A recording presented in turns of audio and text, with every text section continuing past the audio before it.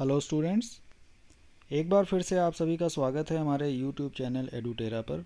आज हम आपके लिए लेकर आए हैं केस स्टडी नंबर 3, जो कि एप्लीकेशन ऑफ ट्रिग्नोमेट्री पर बेस्ड है।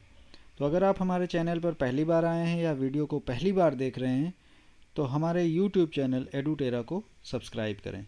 सो let's start to learn something new. Edutera mission of success. So students, हमारा क्वेश्चन आ गया है स्क्रीन पर, आप देख सकते हैं। Case study number 3, satellite towers in Himalayas. तो ये जो केस स्टडी है ये बेस्ड है हमारा एप्लीकेशन ऑफ ट्रिग्नोमेट्री पर। तो इसमें क्या होता है, केस की बजाय क्वेश्चन को ही दे दिया जाता है। तो इसे आपको ठीक से पढ़ना है और इसका डायग्राम ठीक से बनाना है। तो आइए एक बार पढ़ते हैं इसको। The satellite image of Himalaya mountain is shown below. In this image, there are many signal towers are standing. The angle of elevation of the top of a hill from the foot of a tower is 60 degree and the angle of elevation of the top of the tower 50 meter from the foot of the hill is 30 degree. ठीक है, यहाँ पर आपको ये पता होना चाहिए कि टावर की हाइट ऊपर होगी या हिल की हाइट ऊपर होगी। तो आइए देखते हैं अपना पहला क्वेश्चन। एक बात और कहना चाहूँगा स्टूडेंट, अगर आपको ये वीडियो पसंद आए so like, share and subscribe my YouTube channel Edutera. You can also join me on Telegram channel, Telegram group Edutera, जहां आप अपने कोई भी डाउट्स को एज ए क्वेश्चन पूछ सकते हैं। सो स्टूडेंट्स देखिए, ये ए पार्ट हमारे सामने आ चुका है और क्वेश्चन है find the horizontal distance between hill and tower. तो देखिए, टावर और हिल मैंने यहाँ पे बना रखा है, दोनों ही एक ही लेवल पर बने हुए हैं। हमें क्वेश्चन जो गिवन है केस स्टडी में, वहाँ से एंगल ऑफ एलिवेशन और फूट ये सभी को समझकर डायग्राम को ठीक से बनाना है। तो आइए, जो क्वेश्चन गिवन है उसमें देखिए क्या चीज़ें हैं। देखिए, रेड लाइन से मार्क कर रहे हैं हम, top of a hill from the foot of a tower is 60 degree, यानी टॉप ऑफ अ हिल। तो जो हमारा हिल है और जो फूट है टावर का, वहाँ से आप एंगल बनाएंगे 60 डिग्री का। तो जो छोटा है वो आपको दिखाई दे रहा होगा, ये हमारा टावर होगा, और जो बड़ी आपको परपेंडिकुलर लाइन दिख रही है उसे हम लोग क्या सपोज करेंगे, वो हमारा हिल है। तो find the horizontal distance between hill and tower, यानी आपको हिल और टावर के बीच में हॉरिजॉन्टल डिस्टेंस फाइंड आउट करनी है। तो हॉरिजॉन्टल डिस्टेंस क्या हो जाएगी हमारी यहाँ पर, वो हो जाएगी बी डी। तो यानी आपको यहाँ पर बी डी की वैल्यू पता करनी है। तो बी डी किस ट्रायंगल में आएगा, उस ट्रायंगल को आइडेंटिफाई कर लीजिए। देखिए, हमने सपोज कर लिया है कि जो हिल है उसकी हाइट हमें नहीं पता है, तो वो एच है, जिससे कि हो सकता है आगे आने वाले क्वेश्चंस में इसकी ज़रूरत पड़ जाए। नाउ फॉर पार्ट ए,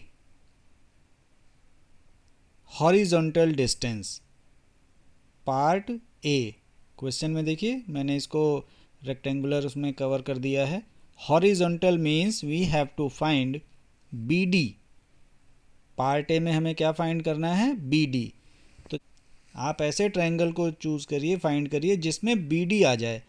तो देखिए, in triangle A D B, अगर हम ट्रायंगल ए डी बी लेंगे तो उसमें हमारा बी डी आ रहा है। एक चीज़ यहाँ पर थोड़ा सा कॉन्सेप्ट आपको बताएं, जो एंगल गिवन होता है उस लेटर को हम लोग मिडल में लिखते हैं ट्रायंगल के नेम में। तो यहाँ कितना एंगल है, 30 डिग्री। सो हम क्या लगाएंगे, tan 30। क्यों, बिकॉज हमें परपेंडिकुलर पता हुआ है, हमें अपोजिट पता है। तो 50 अपॉन बी डी, tan 30 की वैल्यू बहुत सिंपल है, 1/√3 equals to 50 upon B D. अब आप क्रॉस मल्टीप्लाई कर लीजिए और आपका आंसर देखिए, सेकेंडों में आपका आंसर आ गया है। तो आपका B D equals to 50√3 metre. Option number 2 is correct. तो आइए अब हम लोग चलते हैं अपने बी पार्ट पर। ये हमारा पार्ट बी आ चुका है। देखिए, एक बार डायग्राम आपने बना लिया है तो सेम डायग्राम मोस्ट प्रोबेबली सभी पार्ट के लिए काम आएगा। तो आइए पढ़ते हैं। Find the height of the हिल, यानी इस बार आपको हिल की हाइट पता करनी है। तो हमने हिल किसको लिया हुआ है, सी डी, जिसकी हाइट हमने सपोज की हुई है एच है। तो आपको फिर से क्या काम करना है, ऐसा ट्रायंगल चूज़ करना है जिसमें साइड या लाइन सी डी या फिर हाइट सी डी आ जाए। तो उस ट्रायंगल का नाम क्या होगा, सी बी डी। आप चाहें तो इस ट्रायंगल को अलग से भी बना सकते हैं। हो सकता है इस फिगर में आपको थोड़ा कम समझ में आए, तो आप अलग से एक ट्रायंगल बना लीजिए। हमने फर्स्ट पार्ट में बी डी की वैल्यू फाइंड आउट कर रखी है। फर्स्ट पार्ट आपने किया, जो बी डी आया था वो था 50√3। तो हम यहाँ पर 50√3 भी शो कर देंगे। In triangle C B D, हमें सी डी फाइंड आउट करना है। तो ऐसा ट्राइंगल चूज करेंगे जिसमें सी डी इन्वॉल्व हो। So in triangle C B D, tan 60 use क्यों करना है, क्योंकि हमें परपेंडिकुलर भी पता है यानी h और बी डी भी पता है। सो tan 60 h upon 50√3 and substitute values. tan 60 की वैल्यू यानी उसके नीचे आप √3 लिखेंगे, equals to h upon 50√3। Simple, आप इसको सिंप्लीफाई कर लीजिए क्रॉस मल्टीप्लाई से। तो √3 के नीचे कुछ भी नहीं है, वहाँ आप लिखेंगे उसके नीचे 1, यानी डिनोमिनेटर बनाएंगे 1 और उसके बाद क्रॉस मल्टीप्लाई कर लेंगे और आपका आंसर आ चुका है h equals to 50 into 3, it means 150 metre.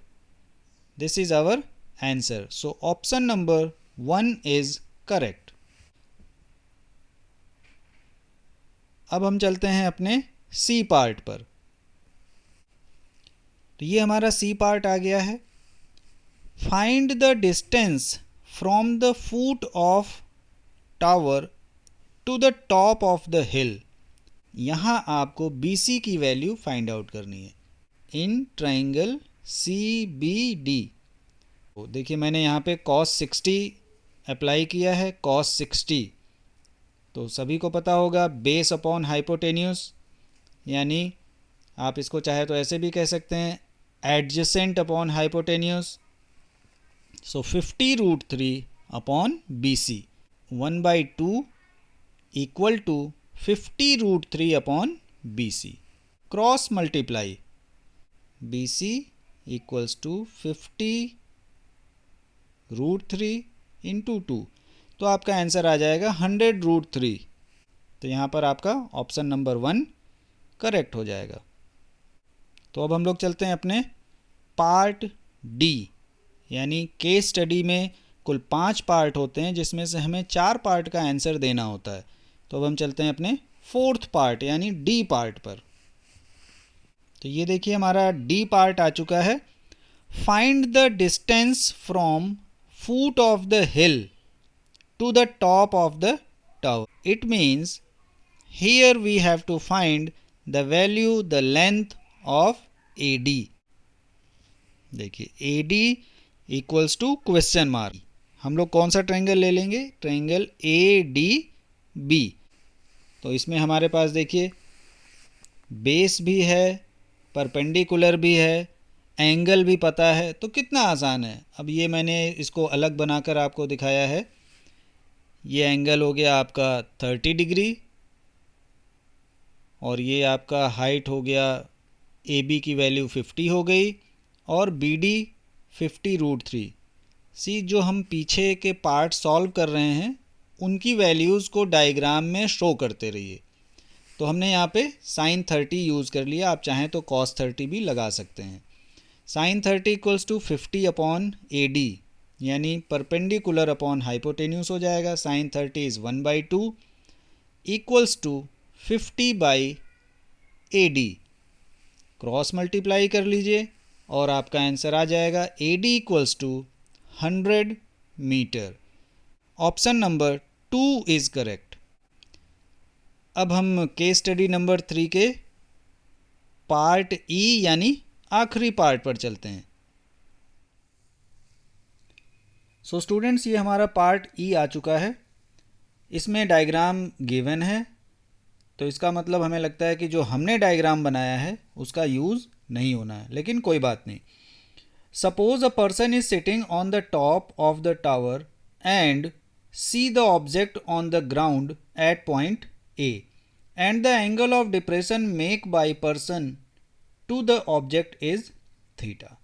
If the object is moved away from the tower, then the angle of depression make by person is option number 1 increasing, option number 2 decreasing, option number 3 increasing or decreasing, number 4 none of the above.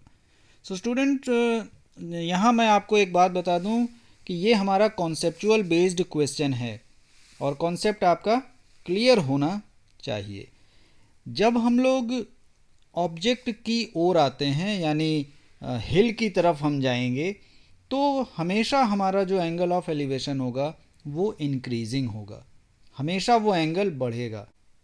When we are going towards the object, always angle of elevation will increase, and when you will move away then it will decrease. So clear है, option number 2 is correct, that is decreasing. तो मुझे उम्मीद है video आपको पसंद आया होगा, तो फटाफट लाइक, शेयर एंड सब्सक्राइब। तो हम लोग मिलते हैं इसी प्रकार किसी नए वीडियो में, तब तक के लिए बाय बाय।